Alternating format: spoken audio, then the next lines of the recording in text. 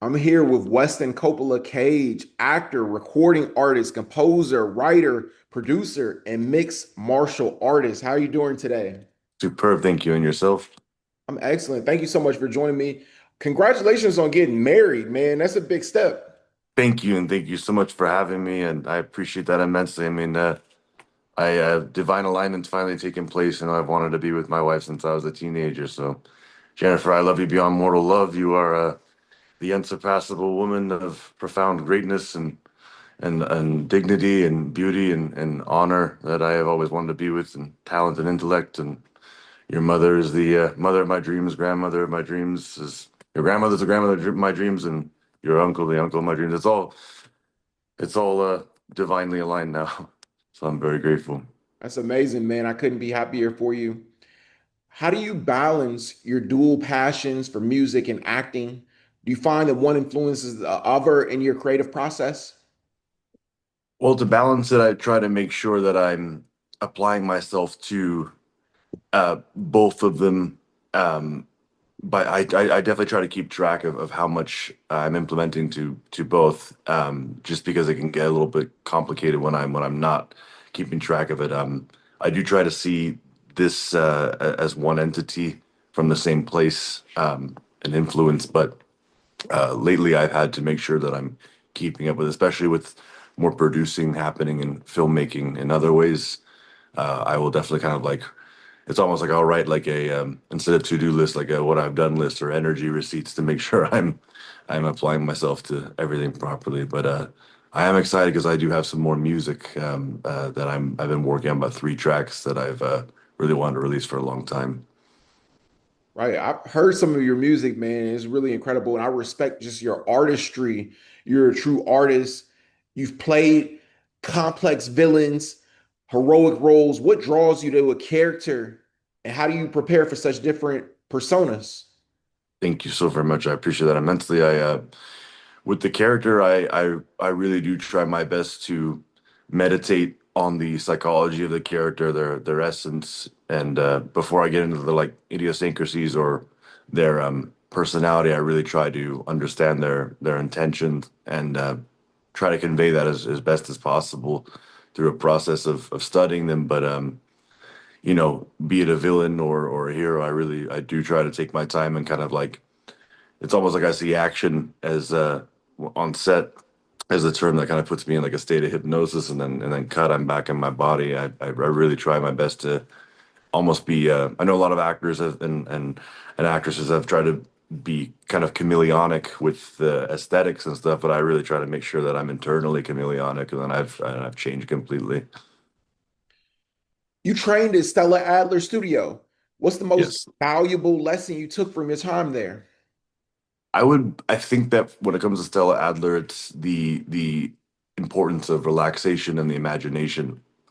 Because sometimes with method, which I've used as well, um, for example, like, if we could pull on something from our sense memory or sense recall, that something that's similar, then I think by all means. But if someone's going to play a character that's maybe been to war or something like that, or an astronaut or something that we haven't had experience with, then definitely believe that relying on the imagination and pulling from other aspects of the psyche is more effective. Do you still audition for roles or does your family name open doors for you? How do you navigate expectations tied to your last name? Well, I had to audition and do everything the traditional way. My father definitely also wanted me to experience that, and I definitely paid my dues. And there were times when I was younger when it was difficult. There was almost it was almost like there was some individuals that wanted to see how far they could push me or say that they did. But luckily now I think, after over about 8 or 9 years of that, now people usually reach out already expecting me for a role, or knowing what I am capable of, which is nice. So I do appreciate that, but I think it's important, the auditioning period, and learn, also to knowing how to be spontaneous and extemporaneous, and how to perform under pressure like that is important. Your father, Nicolas Cage, is known for his intense work ethic and unique style. What's the best advice he's given you about acting in your life? He's always told me, I mean, when it comes to the acting, the importance of understanding your body is like an instrument in a way. So knowing your character's voice, their knowing your expressions, knowing your characters, and also like delivery, how important that is. It's almost like a music. He's explained to me that, you know, your character and the way that they speak, there's a musicality to it, and to also preparation, preparation and opportunity. That's like the formula for success. Are there any of your father's films that you particularly inspired by or that you love to see remade with your involvement?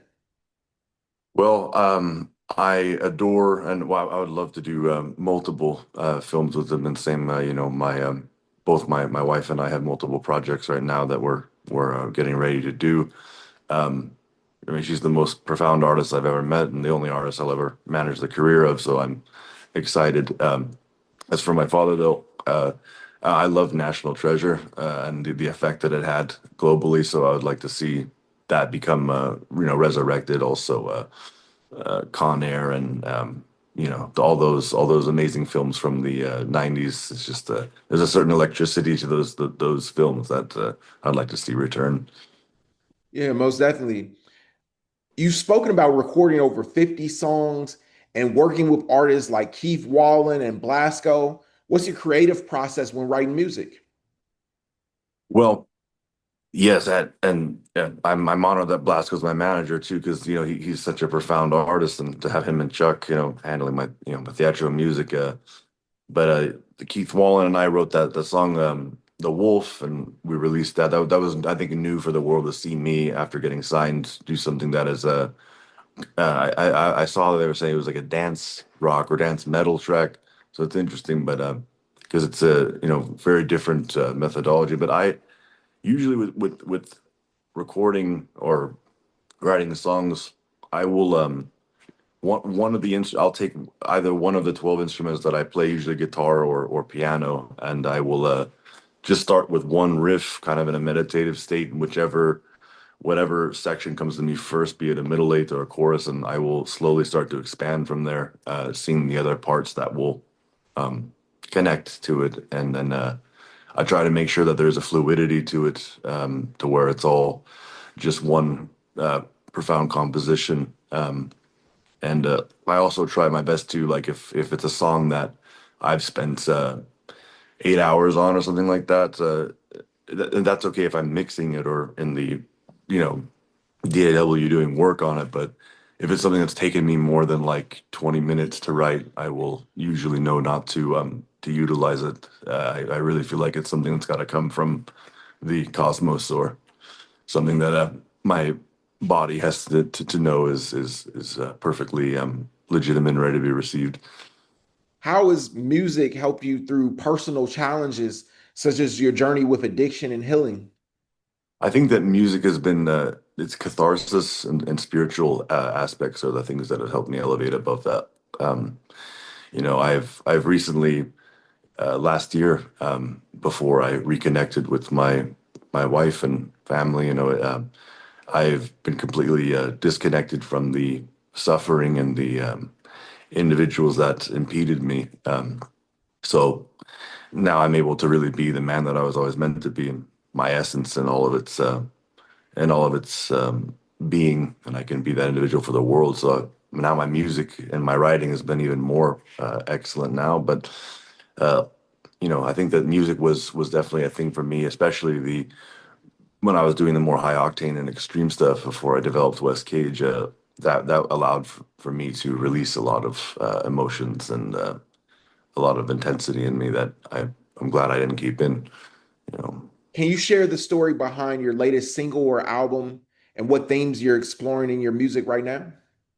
absolutely. The last track that I did had to do with an aspect in mysticism that I'm trying to make a little bit more understood by the world. A few things in mysticism that I'm trying to make a little bit more popular, but this one had to do with the dichotomy of the higher and lower self, and that essentially, like succinctly put, in every being, there is the triumphant individual that could do literally anything that they set their mind to. They could have tremendous leadership and success, and they could have great power to the point to where they could be president in anything. And then there's also that in that same individual, there is the lower frequency energy where that person could leave their dreams and wind up having a life of destitution and failure and great great pain and an inability to rise to the occasion. So it's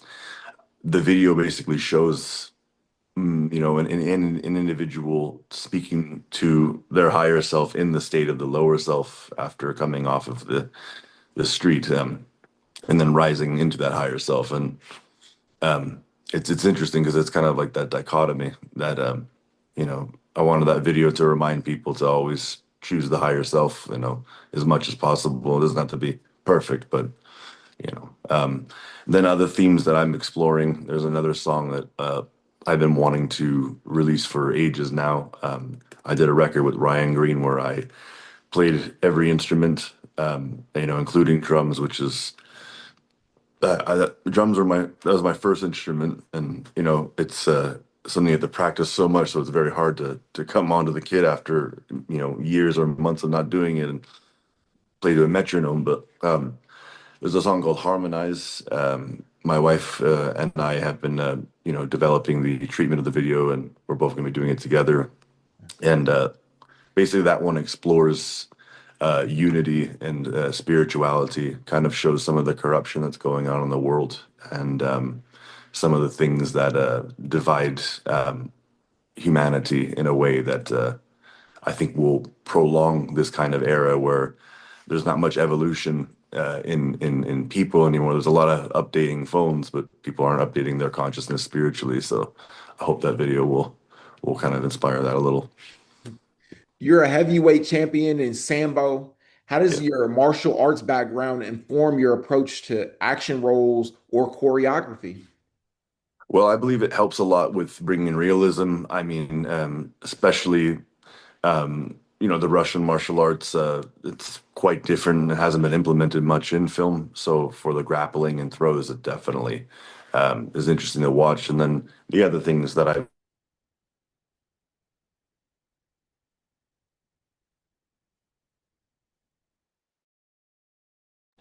oh, sorry.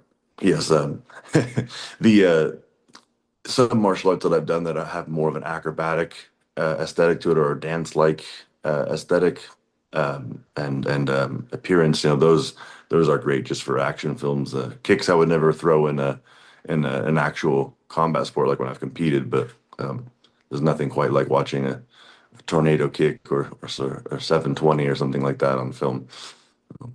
Are there martial arts styles you like to showcase more in film, especially those that aren't often seen on screen? Absolutely. I definitely want to do a film that shows a little bit more of various Russian martial arts, Krav Maga.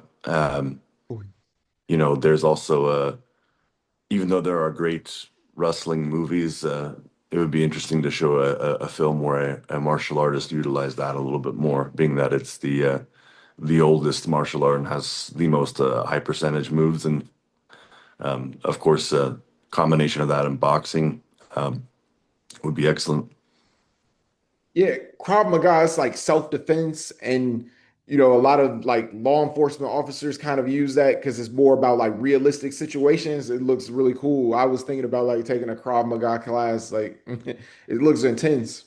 Absolutely, it's impeccable. It's the definitely the martial art to want to focus on, and that's the thing about it is it being a self-defense. It shows the practitioner that self-defense and martial arts are two completely different entities once you start doing it.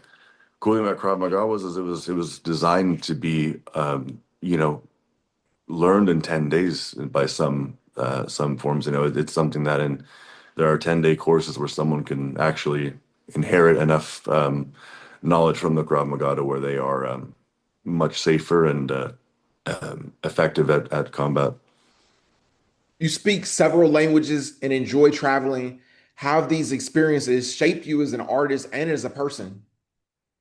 Well, I would say that traveling has made me have a deeper adoration for Mother Earth, to just be ensorcelled by the different cultures of the world, and that brought me into my love for ethnomusicology and anthropology, and also just I'm deeply spiritual, so seeing the different ways that different cultures have received source and creator, and how that's expressed. It's really I think broadened my mind since I was little, and also speaking different languages. That's something I utilize a lot in my art, my music. I did when I played a character from Russia and Assault in VA-33. That's kind of how I really um, gave the an authentic Russian accent that couldn't even be criticized or looked at as something that was false, even because I was speaking English but thinking as a Russian through their letters and how they would approach it.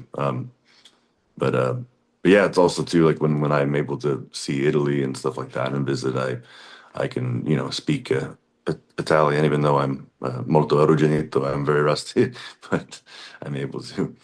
What's your favorite part of Italy? I would have to say Capri, Venice, and Rome. Those are my three favorite, and of course I love going to like Firenze and experiencing that.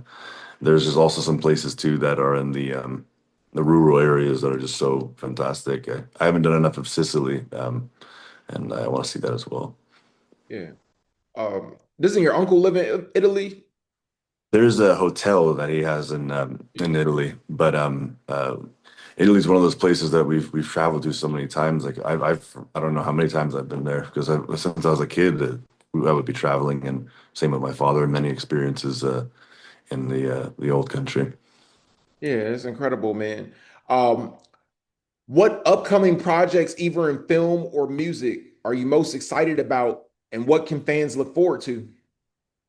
Um, in film, there are since I'm producing now, I have over 16 projects that I'm overseeing and trying to develop. There's six of those that are um, really exciting that I know are going to be groundbreaking, revolutionary. One of which is a thriller, and the other is going to be action. Um, and also, there's a horror film that I'm excited about too. And some of these are going to turn into franchises too, so that's Wow. something I'm excited about. And then also for music, there's three tracks that I'm going to be releasing. And it's going to be a little bit more connected to the genre that I devised when I was in my early 20s. So I'm going to be pulling from the ghost rock, ghost metal style that I made that is essentially, rock or metal mixed with world new age world music and industrial. If you could cameo in any classic film, which would it be and why? And in classic film, let's see. I would probably want to do that in The Warriors, I think. Um, And I believe it's just because that film is so diverse, and there's so many elements and to it, its characters and stuff that I would want to be a part of that and see how I could kind of be a part of um, the intensity of that film. It's just it was amazing how it was immediately right off the right in the inception of the film. You're immediately going into this complex situation, and the entire film is that element. But also the old horror films and um, films like Casino and mafia movies. I've always loved too. Yeah, I love those movies. What's something about you that fans would be surprised to learn? um, I think. I think it's I know fans know how spiritual I am, but I think it'd be probably my devotion to it, how much prayer there is and how many hours I put into um, manifesting and being devout to that. Also, my sobriety, I'm coming up on over a year now. So it's how much effort I put into those things, I would say. Can you talk about your spiritual belief? What do you believe in? Well, I'm Jewish, but I believe in mysticism, also something that's a very universal kind of it. So I go into mysticism that is connected to also some paganistic beliefs as well. I believe in one creator, but I definitely believe in many departments of that creator, and there are some things too from the ancient times that are more than ancient that are no longer in practice that I think are pretty imperative. And I also believe that like we are the there is a lot more to the spirits and consciousness than what is told in some of the more basic or fundamental things. I think that we could really elevate our consciousness through mysticism and kind of practice with that. I had just started reading The Secret of All Ages by Manly P. Hall. Is there Oh, any books that have like informed you your spiritually that you would recommend? I think that one of the best would be like Secret Power. Well, man, there is a lot. Um, I would say one of the best really to start with would be like some of the more of the Zohar, some of the more kind of simplified versions of that. There are a couple, the Secret Seal of Moses, that's a good one. There's one book that's called Illuminated, I believe, or Illumination, that goes into some shamanic mysticism, and kind of talks about how we can become illuminated and elevate our consciousness to that degree and power of now. And then, even though that book isn't necessarily only about spirituality, that book is quite fantastic and really there are so many books from every perspective really that they all connect so very well. Also, the Kybalion, to get into some of the ancient Egyptian um, Kybalion, that's very powerful stuff, and Hermeticism. Yeah, for sure. I love Florence Scovel Shinn. Oh, She's one of my favorite writers. I've read everything she's written. You come from, such a prominent filmmaking family. What's it like, is there like added pressure, for you to be an artist, or do you feel like, it was just something like, that you you naturally gravitated towards because you were around it so much? Can you talk a little bit about how that influenced you? absolutely. Um, there is definitely I know there's great expectation, and I put even more pressure on myself than there was to begin with naturally, and the organic pressure that is the world has for me. But even before I realized the family I come from, when I was really young, the most intense pressure I've ever felt was the calling that the universe had on me as an individual. I knew that there was something unprecedented and completely different that I had to do one day. I'm not exactly sure what age it's going to be at, but I want to do something that's literally global. That will really like if I hopefully elevate the consciousness of the world. And I believe in things like the next renaissance and all these things for humanity, and hope to see it.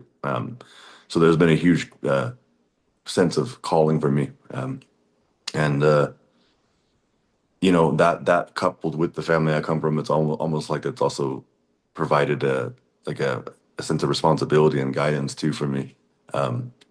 So it's all works to the benefit, I would say. At first, when I was in my early 20s and a little younger, it was something I even rebelled against, with going into a very polarizing, different, art form, style of music and stuff. But I kind of came to myself, and my calling again, a little later in life. But now it's with wisdom, so I'm excited. What would be your advice to people who are struggling with addiction? to know that to always remember while they're going through the struggles of addiction that, you know, just like we are not our mind, we are not our body, we're not our habits or our addictions, we're very much so our essence within. So to try to be careful with the shame and the guilt that they would feel as soon as they're going to put that addiction away. Uh, and as painful as it is, you know, the only way through that addiction is through it. And they're going to have to feel the things that they're medicating and feel the things that they're were numbing or basically diverting their attention from with the substance. And that's a very painful process for some people. For me, you know, there were times where I tried, I wasn't able to because I didn't have the thing in my life that I was ready to release that habit for yet. So really to continue rising above, you know, and to you know, and I've seen a lot of people in early sobriety, and there are individuals that are worse than they're more toxic than the drug was that can make them feel horrible about themselves, and they have to do everything they can to not listen to that and strengthen their sobriety. Is it a little bit more challenging, you think, dealing with like sobriety, especially like when you're in a public spotlight where your mistakes are kind of in the news and everybody knows about them? It can be, especially when it's misinformation or something like that. Like, for example, I luckily I'm you know, I've ascended and disconnected from these things, but I used to be surrounded by a lot of very frivolous people, individuals that were very excited to create uh, rumors or misinformation, see how that could affect me, or also if they could kind of in a way get a kickback off that, and many people coming together to see what kind of circus they could create. And that, you know, if I was still around those people, I knew I had to purify my life to have the what I was always meant for. But you know, what I was misled from, I finally have now, and it's now it's my priority forever. So it's made it easy for me to stay sober because I can't imagine creating an artificial happiness now that I have it. But it can be impossible for someone if they're surrounded by that, and especially if they're you know, their morals or beliefs are challenged. I've always put chivalry and honor first, you know, and stuff like that. So when there have been attacks on me, but I kept going, you know. How do you use discernment now, suffering through fake friends? Because that's something I've experienced myself, like where you think like, people were for you, but then after a while, you kind of realize, man, they don't really care about me. They're in it for their own gain. And especially like if you have a good heart, you really care about people. It's hard.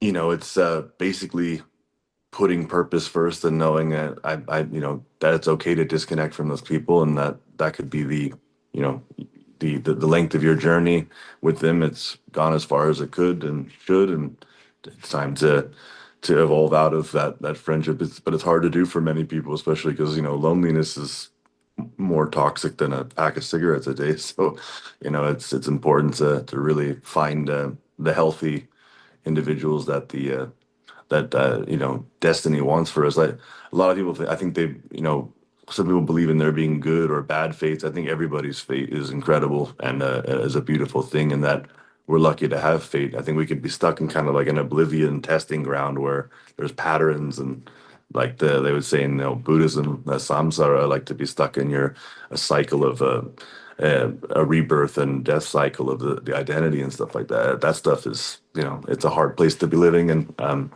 But I think, you know, picking the true that we're meant to be with this is important, and to not get misled by some of the individuals that just genuinely enjoy negative supply and drama and stuff like that. Yeah, for sure. Like I definitely know like, the power of like positivity and being around the right people because, it can be to your detriment. Like, if you have like the wrong people around you, and sometimes especially like you could be distracted for whatever reason, And like a lot of times we put on rose-colored glasses, but I also believe too, like, accepting like, what the universe gives you. I think like sometimes we fight like what the universe gives us, but it gives us everything for a reason. And what would be your piece of advice for aspiring artists? People who want to be in the entertainment industry, who want to be recording artists, or even want to be actors. You have anything that you would tell them? Absolutely, and I relate with you 100% about the rose-colored glasses, man. Like, it's so important just to have the clear, the clarity. Because, but my advice to any aspiring recording artist or thespian or any kind of artist is just to spend as much time with their craft and to know how they are different and what sets them apart. To really focus on that and to elevate themselves and to remember to come in contact with their greatness and to never lose that. And also to remember too that no matter how much dynamic and no matter how much they maximize their abilities to make sure that that is coupled with determination, because without the determination all that stuff is going to be, unfortunately, it could be shelved or it could be something that isn't revealed to the world, which is a shame, because there's so many talented people out there that aren't adding the determination or to their work ethic, knowing that especially in auditioning, like when someone says no to a performance, that doesn't really have to do so much with their performance. It's because the character is very specific and it's not technically rejection. It's just you're off to the next one. As an artist, we deal with so much rejection. How do you, bounce back from that? And, you talk about just like the resilience you've had. Yes. Bouncing back is just to know that you're that much closer to the yes, then that you can hear a few no's, and that's just because you're closer to what is specifically for you as an artist. There's a it's That's always important for people to know, is that through that process here you're just getting closer and closer to what is designed for you, and the perfect role, or even if a song doesn't do well, that kind of stuff, to keep generating and stuff like that. It's almost like being a little bit more like I always say, like, flawless is flow and flow is flawless. Like, if you keep moving, then there really are no mistakes. You keep going like a river. It doesn't stop and do too much self-analysis, because the self-analysis will absolutely it could really damage someone's creativity, if they're, like, for me, like when I'm writing especially, I've had I edit a little bit as I go, but I really leave the editing and some of the more analytical stuff for afterwards, because it could just really eliminate the creativity. How do you balance your passions? Because you do all these different things. Why do you focus, like, obviously, like, on all these different projects as opposed to putting into one, and I know, like, that's because you're a true artist, but do you feel like, that sometimes like could take away, like, from, you could be really great, at one thing if you just focus on that as opposed to dabbling in others? Yeah, I mean, I appreciate the compliment immensely.